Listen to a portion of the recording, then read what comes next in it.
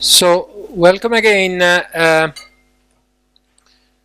title of the session is Practical Options for Finance Reform in the Healthcare, and we have three distinguished speakers. One is Professor Černiauskas, who is also not only a university professor, but also the Vice Minister of Health of the Republic of Lithuania. So it would be interesting to see both from a theoretical point of background, I would say, and from the political and policy point of view, his views on that. Then we have another distinguished colleague, Leuven Annemans, from the Department of Public Health in Ghent. He's one of the most known health economists in Europe.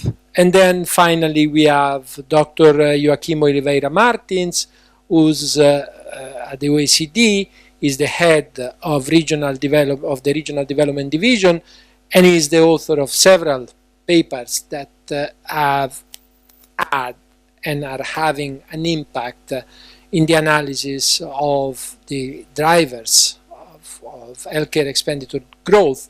And he will talk about a unified perspective, integrating data on expenditure with what we know and we start to know on the way in which the health systems are funded. So I'll stop here. I apologize because I will leave a little bit earlier than the end of the session, and I'll leave the floor to Professor Černiauskas. Thank you.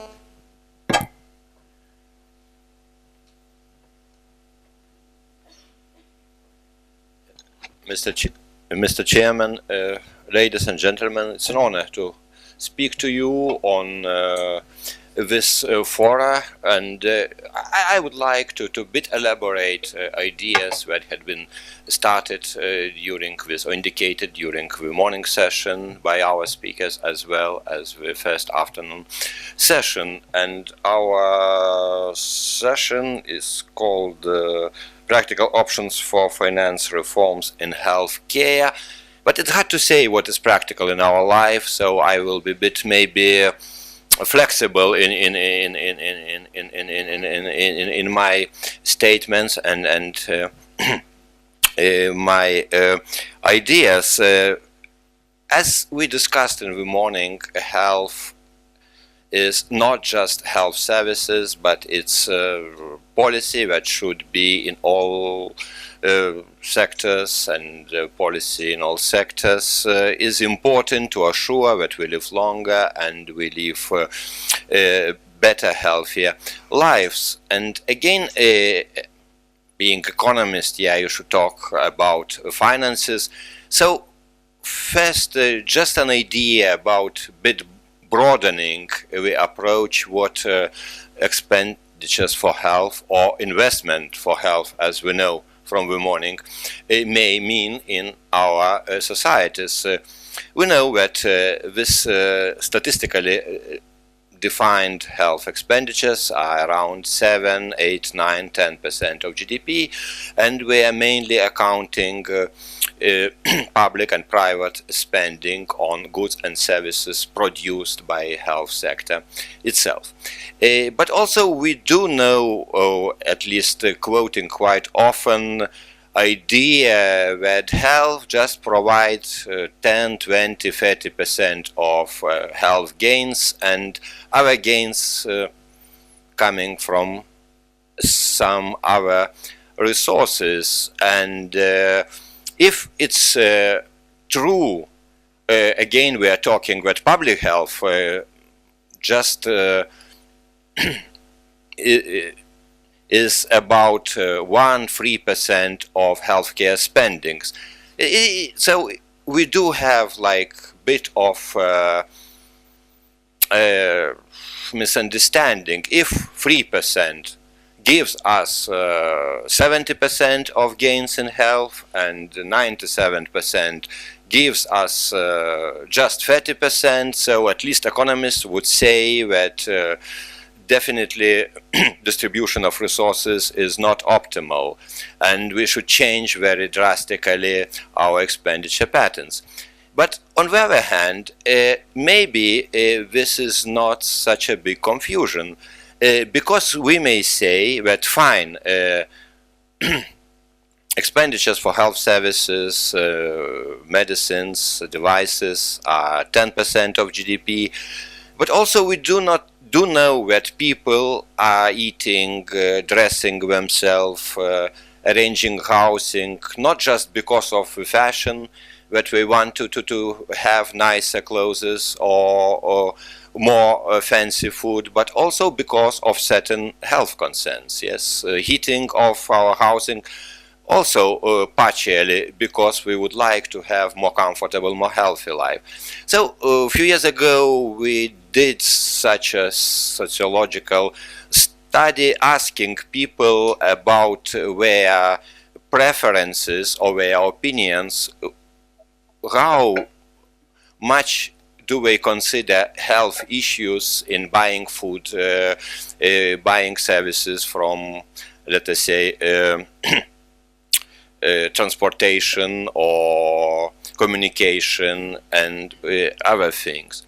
And according with judgments, subjective, you may say, judgments, as well as household service and figures reflected in household service, we try to calculate overall expenditures of our society somehow linked to health, and received figures that people do think, no, of course it's just one field study, but anyway it may be interesting, that people say that yes, we are spending like 10% of GDP for health via this traditionally accounted items, but in addition we'll spend up to 20% of GDP, that means twice more, for other issues that somehow correspond to our healthier life. And if this is true, you may argue it is or it is not,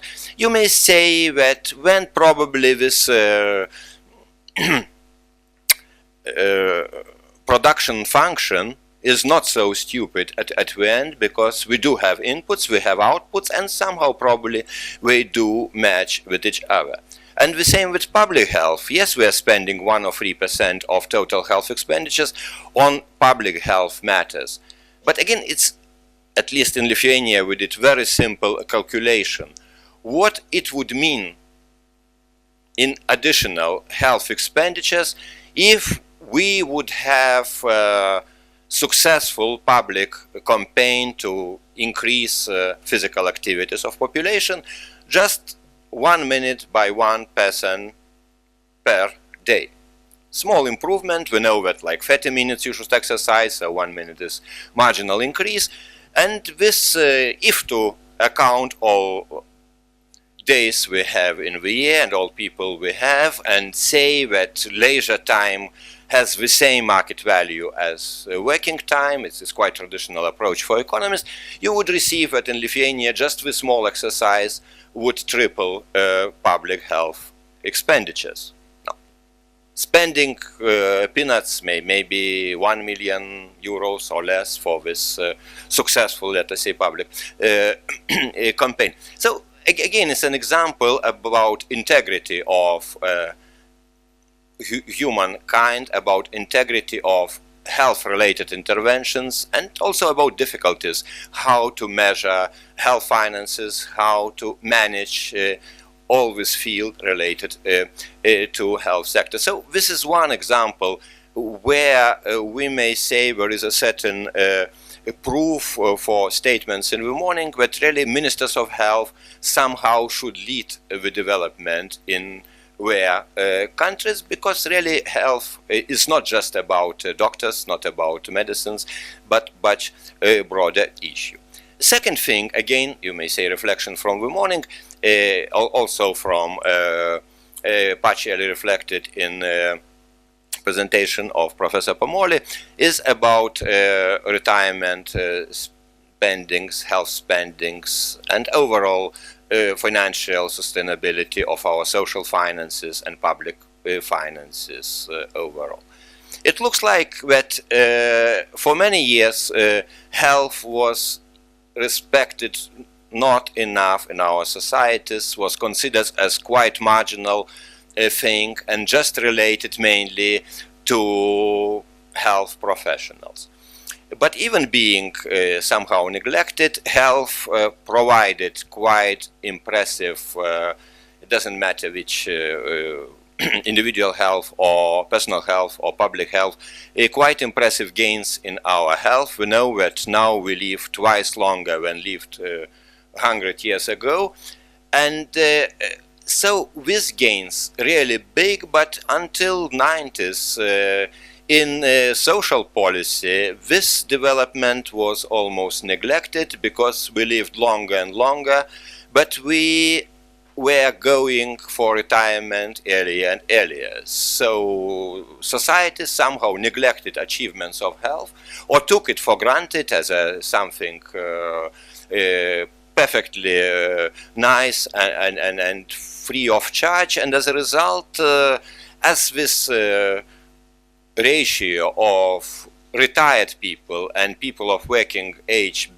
was becoming bigger and bigger, really advanced economies confronted with quite strong tensions in public finances, especially what regards financing of retirement pensions and other related pensions, disability pensions and whatsoever. And in 90s it looks like debates started, countries started to change their patterns.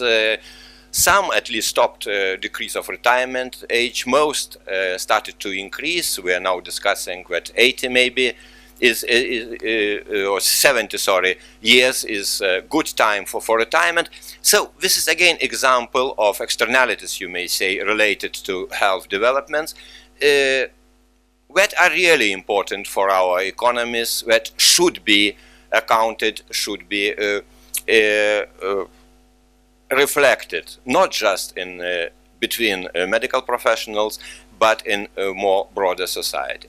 The same thing, last example, we may go for many different examples, but for our conference probably it's not such big importance to count all activities, is about innovation. Again, this was topic in the morning, and quite clear when we are talking about innovation, we may talk, for example, about pharmaceutical products, about development of new drugs. And again, traditional approach is that yes, someone is developing drugs, and when countries should, via their health insurance systems or budgetary systems, should buy those drugs to reimburse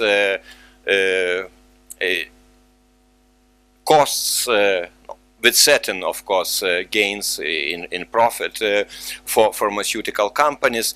It's one example how to deal, and it was quite a tradition for a long time that countries were referring to each other and looking for better prices and whatsoever. But today we see that innovation become more and more targeted to specific products. People who gain, patients who gain, are smaller and smaller in quantity. Costs of research is not going down, maybe even increasing, and as a result we have again some hampering of development, because it's not so easy, especially for less rich countries, to finance innovations where expensive per capita, per life year or whatsoever. And we do think how to solve the problem. One of options to solve this problem was indicated today by the industry.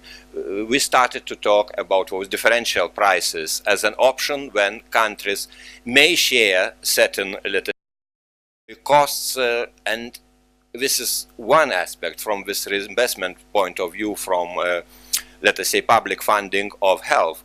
But also we know that even such liberal countries as America sometimes smarter than Europeans in financing of health research. We know that Institute of Health in America is spending billions of dollars for so-called fundamental research, and this research spills into innovation, and this is public financing for the same good we are talking about, because overall what is important really somehow to cover costs of research, somehow to cover costs of production and marketing of products. So again, it's type of practicalities, you may say, of health finances, but having something to do with much broader issues about financing of science, research and development,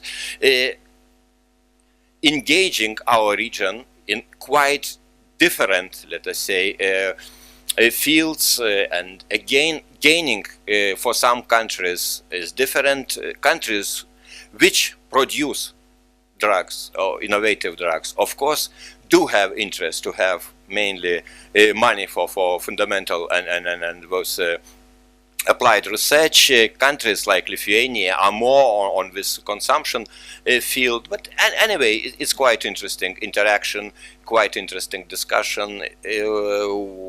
Belgium wanted to start this discussion on presidency level, but was stopped by other countries. Countries are not yet ready to approach this issue openly, because understanding of interest differs too much, but clearly there is common interest of all Europe, of all regions to gain from this process, and really we need some tools, managerial, financial tools, to assure that our region develops, that not just we do declare principles like solidarity, universal coverage, whatsoever, but also moving forward, finding ways really to fill these statements by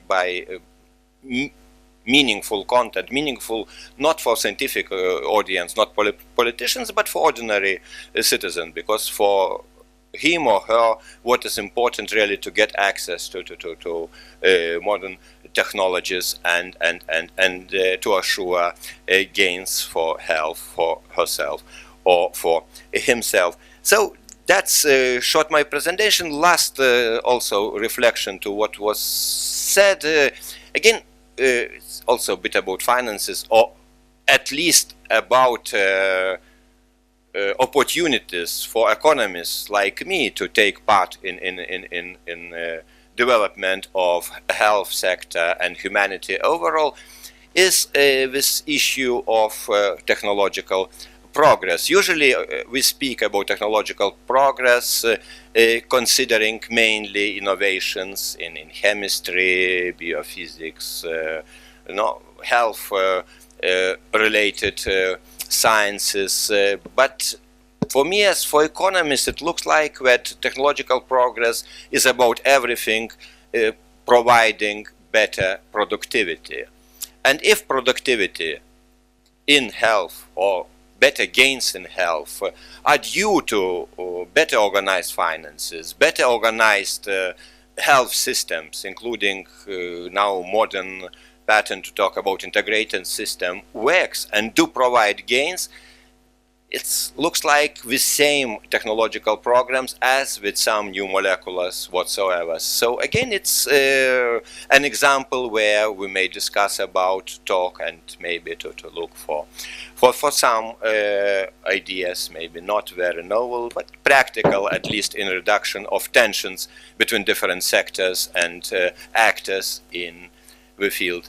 Thanks for the patience. Thank you.